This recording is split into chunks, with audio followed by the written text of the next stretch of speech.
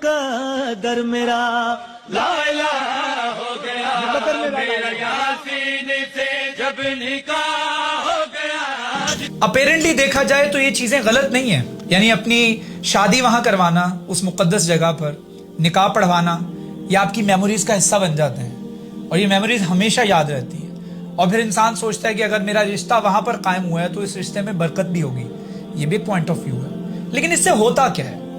होता इससे ये है कि वहां जाने का असल एसेंस जो है वो खो जाता है, मकसद खो जाता है। तूने तो कुछ देखने ही ना दिया ऐ मेरी चश्मे तर मदीने में, यानी मदीने में मैं कुछ देख ही नहीं पाया, मैं रोता रहा, मेरे आंसू जारी रहे। वहां पर रसूलुल्लाह सल्लल्लाहु अलैहि वसल्लम आराम फरमा रहे, हजरत अबू बकर सिद्दीक आराम फरमा रहे रजी तआला अन्हु, हजरत उमर फारूक वहां पर आराम फरमा रहे रजी तआला अन्हु। ये वो मुकद्दस जगह है जहां पर आप जाते हैं तो आपको अपना आप याद नहीं रहता, आपकी जबान पर सिर्फ और सिर्फ दुरूद व सलाम होता है।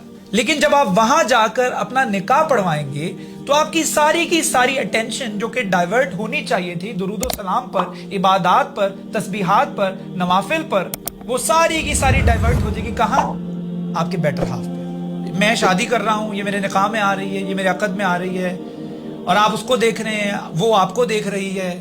जाहिर बात है कि एक अट्रैक्शन होती है नए नए रिश्ते के अंदर, तो अट्रैक्शन एक दूसरे को इतनी बांध लेती है आपस में कि आप भूल जाते हैं कि आप किस जगह पर मौजूद हैं। वो एक बड़ी खूबसूरत नात है जिसके बोल मैं आपको बताता हूं। दोस्त ये एहतमामे अक्से कशी खुद से बाहर निकल मदीना है, यानी ये एहतमामे अक्से कशी, ये सेल्फीज लेना, ये तस्वीरें बनाना, ये स्लोमोस बनाना, ये टिकटॉक्स बनाना, इससे बाहर निकलो, खुद से बाहर निकलो, ये मदीना है।